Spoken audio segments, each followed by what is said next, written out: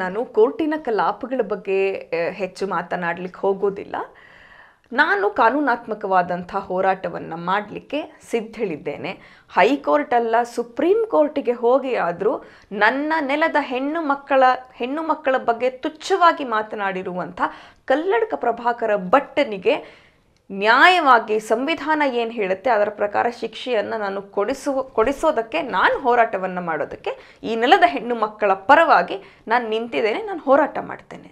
300 kilometre ಪ್ರಯಾಣಿಸಿ ಬರಲಿಕ್ಕೆ ಆರೋಗ್ಯ ಕೆಟ್ಟಿಲ್ಲ, arrest ಆಗಲಿಕ್ಕೆ ಆರೋಗ್ಯ ಕೆಟ್ಟಿದೆ ಅಂತ ಹೇಳಿ 2022ರ ಮೆಡಿಕಲ್ ಸರ್ಟಿಫಿಕೇಟ್ಗಳನ್ನು ನನಗೆ ಹಾರ್ಟ್ ಸರ್ಜರಿ ಆಗಿದೆ, ನನಗೆ ವಯಸ್ಸಾಗಿದೆ ಎನ್ನುವಂಥ ಸಬೂಬನ್ನು ನೀವು ಬೇಲ್ ತಗೊಳ್ಳಿಕ್ಕೆ, ಸ್ಟೇ ತಗೊಳ್ಳಿಕ್ಕೆ ಕೊಡ್ತೀರಾ. ನಿಮಗೆ ಆರೋಗ್ಯ ಸರಿ ಇಲ್ಲ ಅಂತ ಅಂದರೆ, ನಿಮಗೆ ವಯಸ್ಸಾಗಿದೆ ಅಂದರೆ ವಯಸ್ಸಿನ ತೂಕದ ಮಾತುಗಳನ್ನು ಆಡಬೇಕು. ನಿಮಗೆ ಆರೋಗ್ಯ ಸರಿ ಇಲ್ಲ ಅಂತ ಅಂದರೆ ಅಷ್ಟು ಕಲ್ಲಡ್ಕದಿಂದ ಶ್ರೀರಂಗಪಟ್ಟಣಕ್ಕೆ ಯಾಕೆ ಬರ್ತೀರಿ ಸ್ವಾಮಿ? ಬರೋದು ಅಲ್ಲದೆ ನಿಮ್ಮ ಆರೋಗ್ಯ ಕೆಟ್ಟಿರೋದ್ರ ಜೊತೆಗೆ ಸಮಾಜದ ಆರೋಗ್ಯವನ್ನು ಯಾಕೆ ಕದಡಿ ಹೋಗ್ತೀರಾ? ನಿಮ್ಮ ಆರೋಗ್ಯ ಕೆಟ್ಟಿದೆ ಓಕೆ, ನೀವು ಸಮಾಜದ ಆರೋಗ್ಯವನ್ನು ಯಾಕೆ ಕೆಡಿಸ್ತೀರಾ? ದಯವಿಟ್ಟು ನಿಮ್ಮ ವಯಸ್ಸಿಗಾದರೂ ಬೆಲೆ ಕೊಟ್ಟು ಸಮಾಜದ ಆರೋಗ್ಯವನ್ನು ಕಾಪಾಡೋ ಕಡೆಗೆ ಗಮನ ಕೊಡಿ. ನಿಮ್ಮನ್ನು ದೊಡ್ಡ ಸುಸಂಸ್ಕೃತರು ಅದು ಇದು ಅಂತ ಬಿಂಬಿಸ್ತಾರೆ. ಈ ಸಂಸ್ಕೃತಿನ ನೀವು ಕಲ್ತಿರೋದು, ನಿಮ್ಮ ಶಾಲೆ ಮಕ್ಕಳಿಗೆ ಕಲಿಸೋದು. ಹಿಂದೂಗಳು ಜಾಗರೂಕರಾಗಬೇಕಾಗಿದೆ. ಮುಸಲ್ಮಾನರು ಅಷ್ಟೇ. ಮುಸಲ್ಮಾನರು ಕೂಡ ಯಾರು ಈ ರೀತಿಯ ಮನೋವೃತ್ತಿಯನ್ನು ತೋರಿಸ್ತಾರೆ, ತುಚ್ಛವಾಗಿ ಕಾಣ್ತಾರೆ, ಅಂತಹವರನ್ನು ಯಾವತ್ತೂ ತಮ್ಮ ಗುರುಗಳು ಅಂತ ಒಪ್ಕೊಳ್ಬಾರ್ದು, ಹಿರಿಯರು ಅಂತ ಒಪ್ಕೊಳ್ಬಾರ್ದು. ಹಾಗೆಯೇ ಹಿಂದೂ ಸಮಾಜವೂ ಕೂಡ ಒಂದು ಹೆಣ್ಣನ್ನು ಅತೀವವಾಗಿ ಗೌರವಿಸ್ಕೊಂಡು ಬಂದಿರುವಂತಹ ಸಮುದಾಯಗಳಲ್ಲಿ ಹಿಂದೂ ಸಮುದಾಯವೂ ಒಂದು. ಹಿಂದೂ ಮೆಜಾರಿಟಿ ದೇವರುಗಳೆಲ್ಲರೂ ಕೂಡ ಹೆಣ್ಣುಮಕ್ಕಳನ್ನೇ. ಈಗ ನಮ್ಮ ಪಿರಿಯಾಪಟ್ಟಣದಲ್ಲಿ ಶಕ್ತಿ ದೇವತೆಗಳು ಯಾರು ಅಂದರೆ ನಮ್ಮ ಪಿರಿಯಾಪಟ್ಟಣದಮ್ಮ ಮಸಣಿಕಮ್ಮ ಅಂತಲೇ ಪೂಜೆ ಮಾಡೋದು. ಮೊದಲನೇ ಪೂಜೆ ಅವರಿಗೆ ಸಲ್ಲಿಕೆ ಆಗುತ್ತೆ. ಸೊ ಹಿಂದೂ ಸಮಾಜ ಹೆಣ್ಣು ಮಕ್ಕಳನ್ನು ತುಚ್ಛವಾಗಿ ಕಾಣೋರನ್ನು ದಯವಿಟ್ಟು ನಿಮ್ಮ ಆದರ್ಶ ಅಂತಲೋ ಅಥವಾ ನಿಮ್ಮ ಗುರುಗಳು ಅಂತಲೋ ನಿಮ್ಮ ಹಿರಿಯರು ಅಂತಲೋ ದಯವಿಟ್ಟು ಸ್ವೀಕರಿಸಬೇಡಿ. ಈ ಕಲ್ಲಡ್ಕ ಪ್ರಭಾಕರ ಭಟ್ಟ ಮತ್ತು ಈ ಕಲ್ಲಡ್ಕ ಪ್ರಭಾಕರ ಭಟ್ಟನಂಥ ಇದಾರಲ್ಲ, ಇವರೆಲ್ಲ ಹಿಂದೂ ಸಮಾಜದ ಹೆಸರನ್ನು ಹಾಳು ಮಾಡುವಂಥವ್ರು, ಹಿಂದೂ ಸಮಾಜಕ್ಕೆ ಮಾರಕ ಆಗಿರುವಂಥವ್ರು. RSSನವ್ರಿಗೆ ಈ ಸದ್ಯಕ್ಕೆ ವೆರಿ ಅರ್ಜೆಂಟ್ಲಿ ಯತ್ರ ನಾರ್ಯಸ್ತು ಪೂಜ್ಯಂತೆ ರಮಂತೆ ತತ್ರ ದೇವತಃ, ಇದು ಮನುಸ್ಮೃತಿಯಲ್ಲೇ ಇರುವಂಥದ್ದು. ಎಲ್ಲಿ ಹೆಣ್ಣನ್ನು ಪೂಜಿಸಲಾಗುತ್ತೋ ಗೌರವಿಸಲಾಗುತ್ತೋ ಅಲ್ಲಿ ದೇವತೆಗಳು ನೆಲೆಸಿರ್ತಾರೆ ಅಂತ.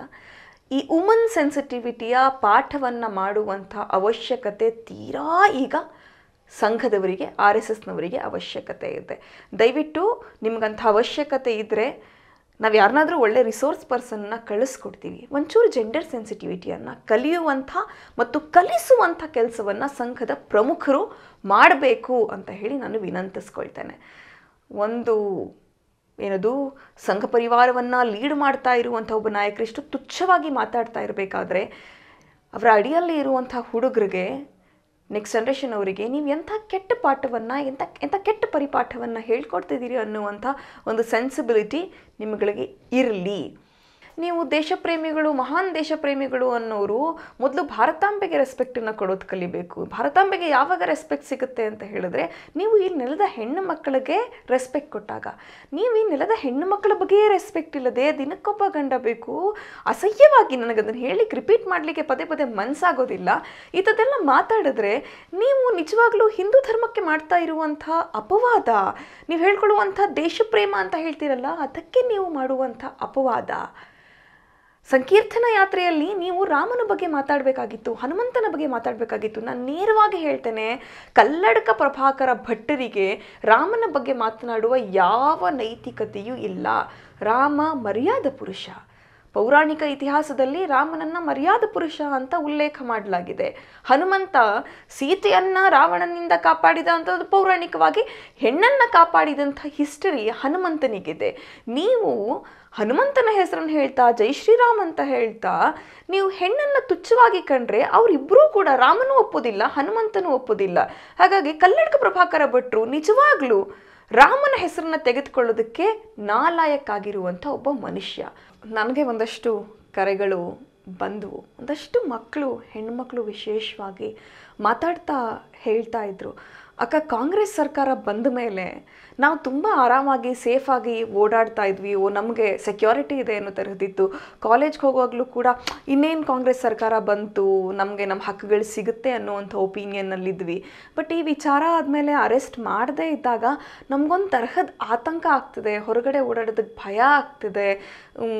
ಸರ್ಕಾರ ಏನು ಕ್ರಮ ತೆಗೆದುಕೊಳ್ಳದೆ ಹೋದರೆ ಮುಂದೆ ಏನಾದರೂ ಹೆಚ್ಚು ಕಡಿಮೆ ಆದರೂ ಕೂಡ ಸರ್ಕಾರ ಎಲೆಕ್ಷನ್ನ ನೆಪಗಳನ್ನ ಹೇಳ್ಕೊಂಡು ಅದನ್ನು ಅರೆಸ್ಟ್ ಮಾಡದೆ ಬಿಡೋದು, ಇದೆಲ್ಲ ನೋಡ್ತಾ ಇದ್ದರೆ ನಮಗೆ ಭಯ ಆಗ್ತಿದೆ ಅಂತ ಸಾಮಾನ್ಯ ಹೆಣ್ಮಕ್ಳು ಹೇಳ್ತಿದ್ದಾರೆ.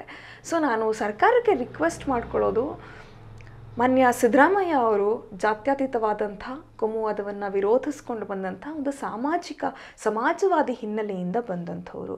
ಸೊ ಮಹಿಳೆಯರಿಗೆ ವಿಶೇಷ ಕಾಳಜಿಯನ್ನು ಇಟ್ಕೊಂಡು ಗ್ಯಾರಂಟಿ ಯೋಜನೆಗಳಲ್ಲೂ ಕೂಡ ವಿಶೇಷವಾಗಿ ಮಹಿಳೆಯರಿಗೆ ಪ್ರಾಮುಖ್ಯತೆಯನ್ನು ಕೊಟ್ಟಿದ್ದೀರಾ.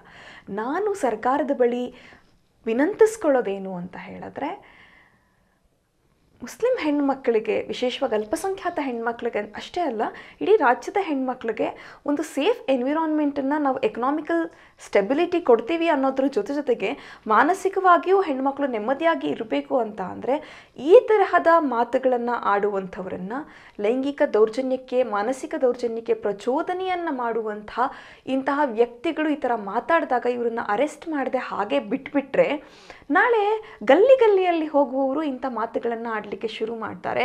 ಮತ್ತು ಕೋರ್ಟಲ್ಲೂ ಕೂಡ ನೋಡಿ, ಹಿಂದೆ ಇಂಥವರಿಗೆ ಹೀಗೆ ಮಾಡಿದಾಗ ನೀವೇನೂ ಮಾಡಿಲ್ಲ, ಸೊ ಈಗ ನಮಗೂ ಕೂಡ ಸ್ಟೇ ಕೊಡಬೇಕು ಅಂತನೋ ಬೇರೆ ತರಹದ್ದು ಅಪ್ರೋಚ್ ಮಾಡುವಂಥ ಸಾಧ್ಯತೆಗಳು ಇರುತ್ತೆ.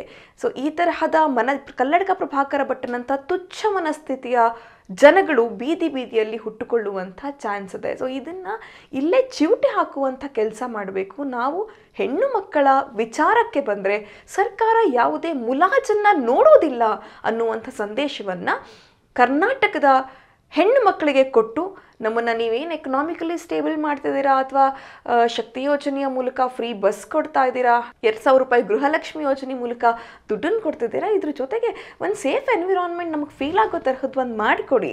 ಈತನಿಗೊಬ್ಬನಿಗೆ ಬುದ್ಧಿ ಕಲಿಸಿದ್ರೆ ನೆಕ್ಸ್ಟ್ ಇನ್ಯಾರು ಈ ಥರ ಮಾತಾಡುವಂಥ ಮನೋವೃತ್ತಿಯನ್ನು ತೋರಿಸೋದಕ್ಕೆ ಹೋಗೋದಿಲ್ಲ.